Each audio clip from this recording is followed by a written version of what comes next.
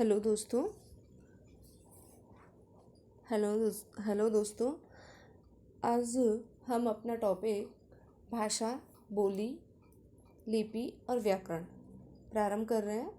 तो आपने संपूर्ण प्राणी जगत में मनुष्य एक सर्वश्रेष्ठ आदमी है।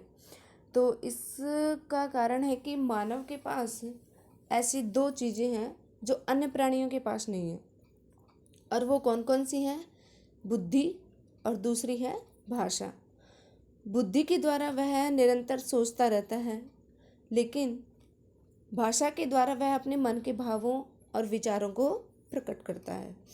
भाषा के द्वारा अपने भावों को, विचारों को वो प्रकट ही नहीं कर सकता, बल्कि दूसरों के विचारों को भी वह जान सकता है।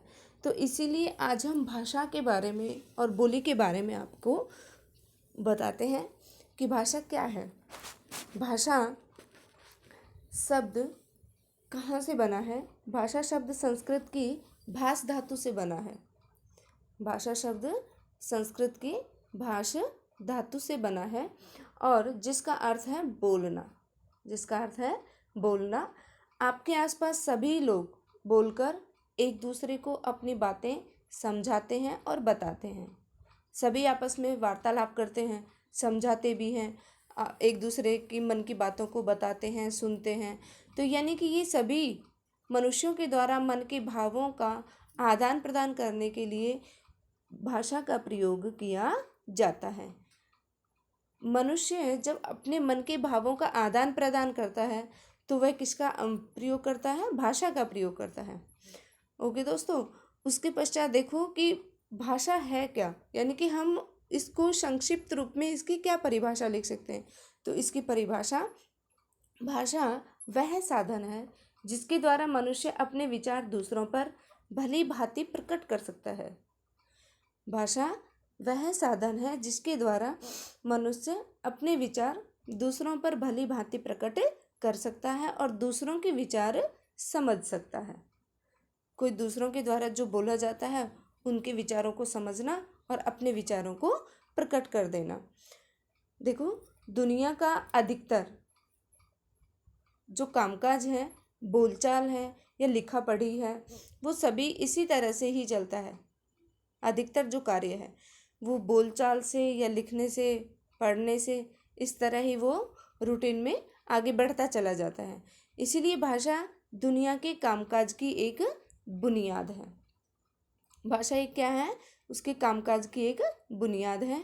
देखो दोस्तों, धीरे धीरे मेरे चैनल को आप देखते जाइए। आगे आगे आपको भाषा के साथ फिर बोली, व्याकरण, लिपि सभी के बारे में आपको सारी जानकारी मिलेगी।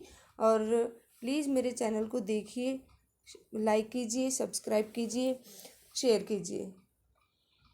जैसे देखो, संसार में अनेकों भाषाएं बोली जाती हैं। हिंदी, संस्कृत, अंग्रेजी, बांग्ला, तमिल, पंजाबी, उर्दू, तेलुगु, मलयालम, कन्नड़, फ्रेंच, चीनी, जर्मन, ये सभी भाषाएं सब अलग अलग भागों में बोली जाती हैं। कहीं पूर्वी की तरफ, कहीं पश्चिमी दिशा की तरफ। तो इस तरह से सभी भाषाओं का मनुष्य अपने विचारों को दो प्रकार से इन विचारों को अभिव्यक्त करता है। ठीक है, तो अब आपसे पूछा जाए कि संसार में कितनी भाषाएं बोली जाती हैं संसार में, तो अनेकों भाषाएं बोली जाती हैं। और जिसमें से हमारे भाषा के द्वारा ही मनुष्य अपने विचारों को दो प्रकार से अभिव्यक्त करता है। नंबर 1 बोलकर और नंबर 2 लिखकर। मनुष्य अपने विचारों को दो प्रकार से अभिव्यक्त करता है, बोलकर और लिखकर। इस आधार पर ही भाषा के कितने रूप बता दिए? भाषा के 2 रूप होते हैं। इसी आधार पर भाषा के 2 रूप होते हैं। नंबर 1 मौखिक भाषा और नंबर 2 लिखित भाषा। भाषा के मुख्यतः कितने रूप होते हैं? 2 रूप होते हैं, मौखिक भाषा और लिखित भाषा। मुख्यतः ये प्रश्न काफ़ी बार पूछा भी जाता है। और मौखिक भाषा का प्रयोग कहाँ कहाँ कब कब किया जाता है, तो ध्यानपूर्वक देखते जाइए। प्लीज़ मेरे चैनल को सब्सक्राइब कीजिए, लाइक कीजिए, और आपको अधिक से अधिक जानकारी हर एक प्रश्न के बारे में आपको मिलेगी। हर एक टॉपिक के बारे में। और धीरे धीरे हम अपने जो नए नए टॉपिक हैं हम वो आपको आगे आगे सभी डालते जा रहे हैं। व्याकरणिक पूरी जानकारी आपको ज़रूर देंगे। अब आगे देखें मौखिक भाषा। मौखिक भाषा में विचारों को मुख से बोलकर, मौखिक भाषा में विचारों को मुख से बोलकर प्रकट किया जाता है। मुख से बोलना यानी कि अब जैसे वार्तालाप करना है, वाद विवाद करना है, कविता पाठ करना, भाषण, नाटक, फिल्म, संगीत आदि में मौखिक भाषा का प्रयोग किया जाता है। आदि सभी में मौखिक भाषा का प्रयोग किया जाता है। आपसे पूछ लिया जाए कि बताइए वाद विवाद कौन सी भाषा है? मौखिक भाषा है। भाषण देना मौखिक भाषा है। नाटक ये भी मौखिक भाषा है। अब आप फिल्म देख रहे हो है ना, तो वहाँ पर ये कौन सी भाषा का प्रयोग होगा? मौखिक भाषा का प्रयोग होगा। दूरदर्शन के माध्यम से मौखिक भाषा तो है ही है, उसमें चलचित्र के माध्यम से, तो इसीलिए यहाँ पर क्या है कि लिखित भाषा। अब आगे चलते हैं हम लिखित भाषा। लिखित भाषा में हम अपने विचार लिखकर प्रकट करते हैं। अपने विचारों को लिखकर प्रकट करना ही लिखित भाषा कहलाता है। अपने विचारों को लिखकर प्रकट करना लिखित भाषा कहलाता है। अब देखो अपने विचारों को लिखकर प्रकट करना, जैसे कि लिखित भाषा का प्रयोग कहाँ कहाँ किया जाता है? पुस्तकों में, समाचार पत्रों में, पत्रिकाओं में, सूचना पट पर आदि सभी में लिखित भाषा का प्रयोग किया जाता है। लिखित भाषा का प्रयोग जैसे समाचार पत्र हैं, पत्रिकाएं हैं, सूचना पट है आदि सभी में लिखित भाषा का प्रयोग किया जाता है। तो इस तरह से ये भाषा के मुख्य रूप से दो रूप हो गए, मौखिक भाषा और लिखित भाषा। अब हम आगे बढ़ते जाते हैं। बोली। बोली क्या होती है? बोली किसे कहते हैं? देखो, जब एक भाषा अनेक स्थानों पर बोली जाती है, जब एक भाषा अनेक स्थानों पर बोली जाती है तो उसके स्थानीय रूप विकसित हो जाते हैं। उसका जो स्थानीय रूप है वो विकसित हो जाता है और वो ही स्थानीय रूप ही बोली कहलाने लग जाती है। स्थानीय रूप ही बोली कहलाने लग जाती है। तो बोली में क्या क्या आता है? बोली के अंतर्गत लोकगीत आते हैं। लोकगीत बोली के अंतर्गत गाए जाते हैं। कहावतें हैं, लोक कथाएं हैं, ये सभी बोली के अंतर्गत होती हैं। अब ध्यान दीजिए, जैसे कि एक ग्रामीण क्षेत्र है और उस ग्रामीण क्षेत्र में मनुष्य हम सभी रहते हैं, तो वहाँ पर जो भाषा प्रयोग की जाएगी यानी कि वहाँ खड़ी बोली का प्रयोग किया जाता है, तो वहाँ खड़ी बोली कुछ सीमित क्षेत्र तक बोली जाती है। अब वहाँ तक जो बोली बोली जाती है वही क्या हो जाती है? उसी के अनुसार ही उसकी कहावतें आ जाती हैं, उसकी लोक कथाएँ आ जाती हैं, है ना दोस्तों। तो आगे देखिए कि बोलियों का अपना कोई लिखित साहित्य नहीं होता। बोलियों का कोई भी अपना लिखित साहित्य नहीं होता है। हिंदी की अनेकों बोलियां हैं, कई बोलियां हैं। उदाहरणतः अवधी, व्रज, मगही, हरियाणवी, राजस्थानी, कुमाऊनी, गढ़वाली, बुंदेलखंडी आदि ये सभी बोलियां हैं। तो इनमें क्या है कि ये सभी अलग अलग क्षेत्रों से बोली जाने वाली बोलियां हैं।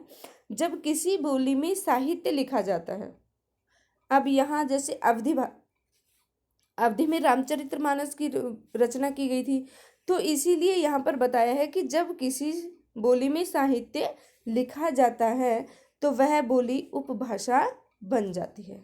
अब आपसे पूछा जाए बीच में कि उपभाषा क्या होती है, उपभाषा किसे कहते हैं? तो जब बोली किसी भी बोली में साहित्य लिखा जाने लग जाए तो वह बोली उपभाषा का रूप धारण कर लेती है। कंप्लीट दोस्तों। आगे देखो, आगे क्या है कि जब व्रज भाषा और अवधी भाषा, ये सभी क्या हैं? व्रज और अवधी, ये हिंदी की ही बोलियां हैं। हिंदी के प्रसिद्ध कवि सूरदास ने व्रज भाषा में सूरसागर की रचना की है और महाकवि तुलसीदास जी ने अवधी भाषा में रामचरितमानस की रचना की है। अब आपसे पूछा जाए सूरसागर किसकी रचना है? सूरदास जी की। और रामचरितमानस तुलसीदास जी की रचना है। ठीक है। उसके पश्चात भाषा से जुड़ी शब्दावली। अब भाषा से जुड़ने वाली शब्दावली यानी कि भाषा के अंतर्गत जैसे मातृभाषा है, राजभाषा है, राष्ट्रभाषा है, प्रादेशिक भाषा है, तो ये सभी क्या है? ये मातृभाषा क्या है? मातृभाषा किसे कहते हैं, है ना? तो मातृभाषा जैसा कि नाम से ही आपको अच्छे से ध्यान है कि मातृ का अर्थ होता है माता। तो जिसे बच्चा सबसे पहले अपनी माँ से सीखता है वो मातृभाषा कहलाती है। बच्चा सबसे पहले जिसे अपनी माँ से सीखता है वह मातृभाषा कहलाती है। उसके पश्चात आता है, देखो, जैसे बच्चा बंगाली है और उसकी माँ बांग्ला बोल रही है, तो वो बच्चा जो जो धीरे धीरे बड़ा होता है तो वो बांग्ला भाषा का ही प्रयोग करता है। जैसे किसी बच्चे की माँ गुजराती है और वो गुजराती भाषा का प्रयोग करती है, तो वह धीरे धीरे कौन सी भाषा सीखेगा? गुजराती भाषा ही सीखेगा। ओके दोस्तों। उसके पश्चात देखो राष्ट्रभाषा।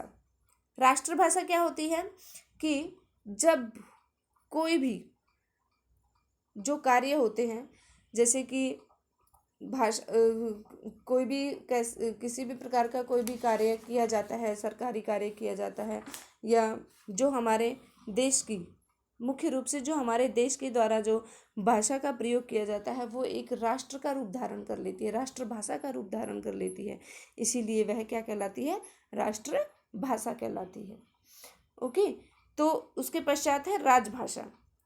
राजभाषा क्या है कि सरकारी जो कामकाज होते हैं, राजकाज की जो भाषाएं होती हैं, यानी कि सरकारी कामकाज का मतलब है कि कार्यालयों में, दफ्तरों में, ऑफिस हैं उनमें, तो कामकाज के लिए जिस भाषा का प्रयोग किया जाता है वो हमारी राजभाषा कहलाती है। ओके दोस्तों। तो इसी तरह से आज हमने आपको भाषा के बारे में जानकारी दी। आगे देखते हैं। आगे मानक भाषा। मानक भाषा क्या होती है? तो मानक भाषा की भाषा का जो सर्वमान्य और स्वीकृत रूप है, भाषा का सर्वमान्य और स्वीकृत रूप ही मानक भाषा कहलाता है। ओके। उसके पश्चात है प्रादेशिक भाषा। अब आपको हम बता दें कि मुख्य रूप से जो हमारे क्षेत्र में बोली जाती है, क्षेत्र में जिस भाषा का प्रयोग किया जाता है और वो धीरे धीरे फिर प्रांतों तक, प्रदेशों तक पहुंच जाती है, तो वो प्रादेशिक भाषा का रूप धारण कर लेती है।